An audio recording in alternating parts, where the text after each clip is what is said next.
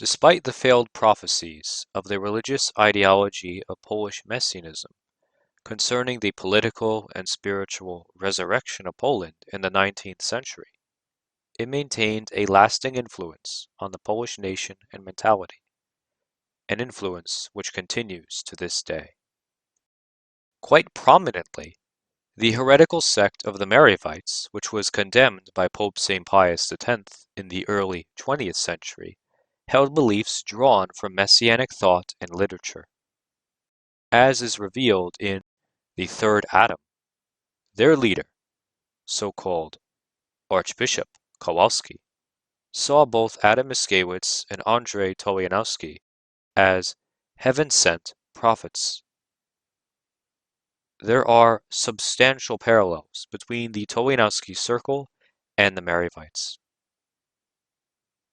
Kowalski, like Tolejanowski, was said to have had a magnetic power over women, and claimed to have had the authority to absolve them from fidelity to their husbands.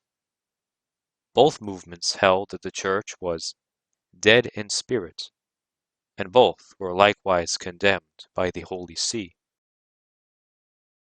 Additionally, the Mariavite system of self-accusation was remarkably similar to Tolejanowski's promotion of open confessions in groups of 7, indicating that Kowalski incorporated this practice in imitation of Tolejanowski.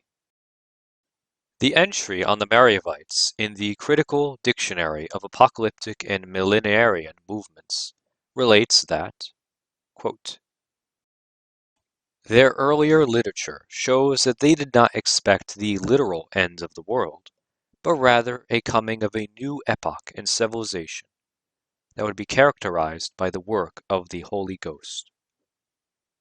The idea was not entirely alien to a Polish audience.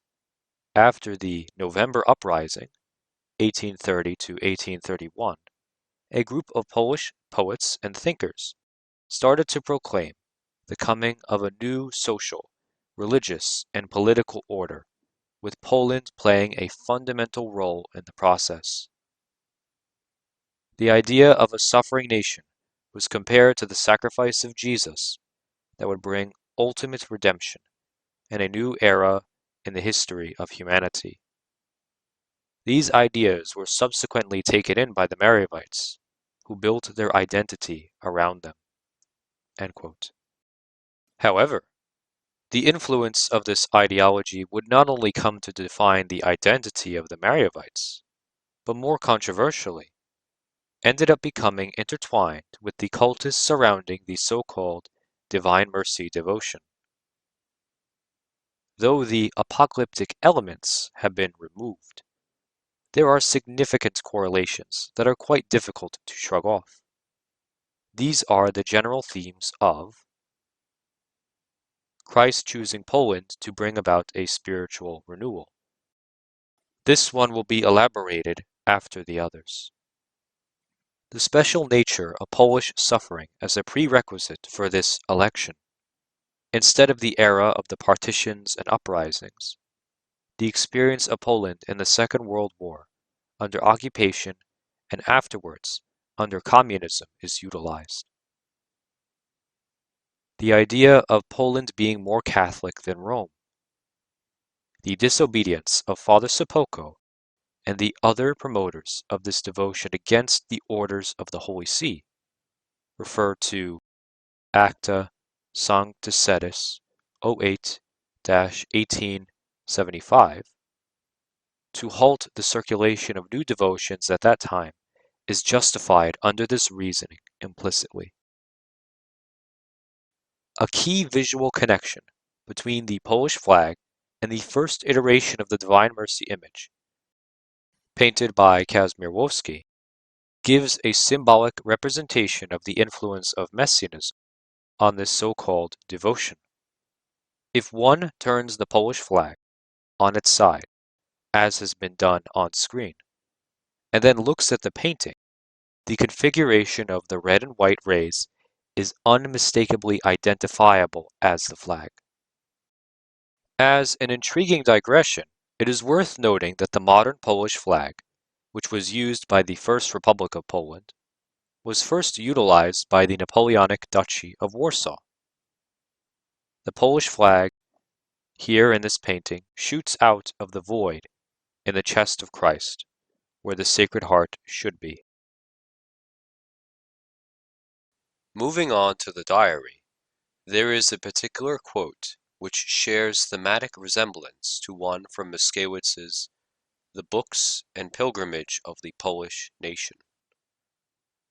Quoting first from Sister Faustina, quote, "As I was praying for Poland, I heard the words, 'I bear a special love for Poland, and if she will be obedient to my will, I will exalt her in might and holiness.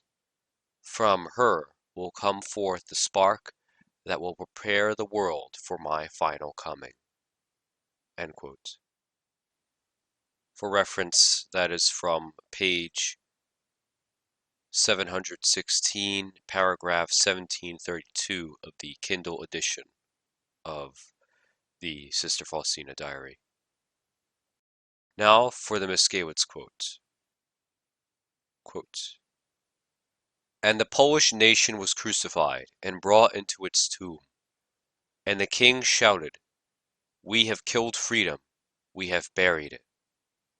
For the Polish nation is not dead.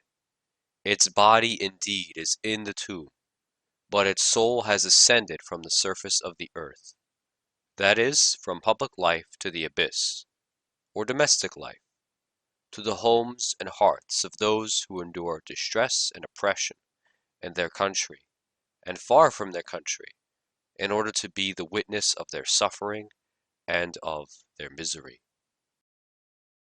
And on the third day the soul shall return to its body, and the nation will rise from the dead, and shall free all the nations of the earth from slavery." And that is from page 20 of the books. Though stylistically there is an evident and expected difference, there is the connecting message of a Poland favored by God to the point of it being granted a special redemptive mission. "From her will come forth the spark that will prepare the world for my coming," is analogous to Mieszkiewicz's concept that the soul of Poland will be returned to its body. Resurrection here meaning the re-establishment of Polish sovereignty, and that in its resurrected glory it will pursue a quest to liberate all the nations of the earth from slavery. Mieskiewicz seems to be referring to the messianic concept that Poland will not only save the world, but will also lay down the groundwork for a new age, as elaborated in previous episodes, which will culminate in the second coming of Christ. This is echoed in Sister Faustina's concept that from Poland a spark will come forward. Thus Poland will save the Church and the world, which will likewise prepare humanity for the second coming. Thus, when evaluating the views of John Paul II on this philosophy, it is relatively unsurprising that he, who played into the image of a Messianic Pope on the world stage, viewed it in a positive light and reinterpreted it for his own purpose.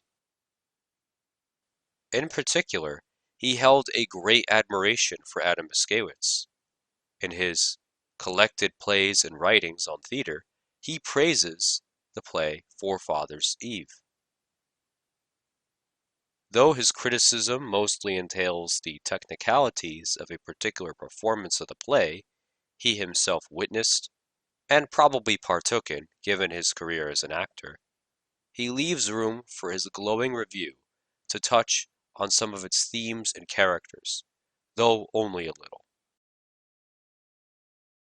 Intriguingly, there is an article written by a certain Paweł Rojek, who holds that John Paul II is a saint, entitled "The Polish Romantic Messianism of Saint John Paul II," in which he, in a presentation entirely favorable to both John Paul II and Polish Messianism, illustrates the mostly unexamined, yet incredibly well-founded connections between the man and this historical movement.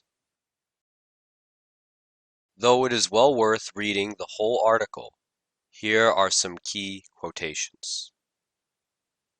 Quote,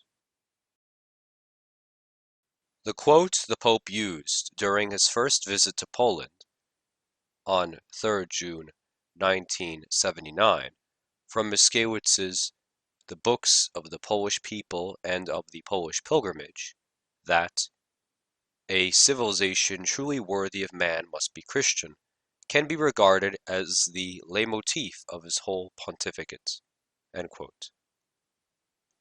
As covered in a previous video about the writings of Adam Mickiewicz, it is worth considering here that the books had been condemned under the pontificate of Pope Gregory XVI, and for good reason. Yet, John Paul II, whether intentionally or unintentionally, lifted one of the more Catholic-sounding quotes from a book riddled with error. Quote, in 1986 alone, during his visit to a Roman synagogue, John Paul II called the Jews older brothers in faith, referring to Mieszkiewicz's famous phrase. End quote. This bit of etymology concerning this famous phrase is quite insightful. Though it has been the tendency of traditional Catholics to assign errors like this to John Paul II's embracing of the Nouvelle Théologie in his seminary years, this connection reveals that it was Mieszkiewicz from whom he had drawn this false teaching. One wonders how many more of his errors are drawn from this same source. Quote, during his first pilgrimage to Poland in 1979, John Paul II provocatively referred to himself as the Slav Pope. He was borrowing from the then very popular romantic prophetic poem by Solaki entitled Our Slavic Pope. End quote. The image of the Slavic Pope, present in Solaki's 1848 poem, prophesies that a future pope of Polish background will be elected and will restore order in the Church and in the world. Such messaging, of course, played perfectly into the cultus of John Paul II. How it is still often claimed that he did those very things, though in reality he restored neither the Church nor the world. Communism did not fall simply because a wall fell down in Germany. And recall that this is the man who excommunicated Archbishop Lefebvre, who, in his defense of Catholic tradition, stood for the true solution to the Church crisis. Instead, John Paul II presided over much of the post-Vatican II fallout, practically sitting with his hands folded, as many Catholics fell into outright apostasy. On this point, it is also worth re-evaluating his labeling of Vatican II as the Second Pentecost, a title reminiscent of the Messianic Age of the Holy Ghost. Thus, when seen from a Messianic lens, John Paul II was the Slav Pope, the spark from Poland, sent to prepare the world for the Second Coming, by serving as an avatar for the crucifixion and resurrection of the Polish state, alongside his role in presiding over the New Age of the Catholic Church. That brings us to today. By the admission of a Polish academic with the first name of Andrzej, in his article, The Historical Dispute over Polish Messianism and John Paul II's Thought, this ideology still holds a significant influence over the Polish people. As he writes, quote, every primary and secondary school student in Poland, at some point in their education, becomes familiar with the historical and literary movement of Polish Romanticism and learns that Messianism is an important ideological component of this current. By reading Adam Mickiewicz's poetic drama, Forefathers' Eve, and the books of the Polish people and of the Polish pilgrimage, which are included in the list of set readings, and by learning about the ideological links between Adam Mickiewicz, Julius Słowacki, and Andrzej Tojanowski's Circle of God's Cause, young people in Poland acquire a body of basic historical knowledge in this field, generation after generation. In the same way, they become familiar with a rudimentary repertoire of concepts, literary motifs, and imagery associated with the supreme idea of Poland as the Christ of nations. End quote. It would not be out of line to say, corroborating this, that what Shakespeare and the later Romantic writers are to the literary tradition of the English-speaking world, the Messianists are to Poland. But the connection is probably even deeper than this. Considering how intimately ingrained the basic concepts of Messianism have become to the idea of Polish nationhood and the mentality of its mostly Catholic identifying people. Such an important element of Polish national identity, of course, would not have been possible without the efforts of heretical liberal Catholics, subverting the very faith that created and built the nation they claimed to fight for.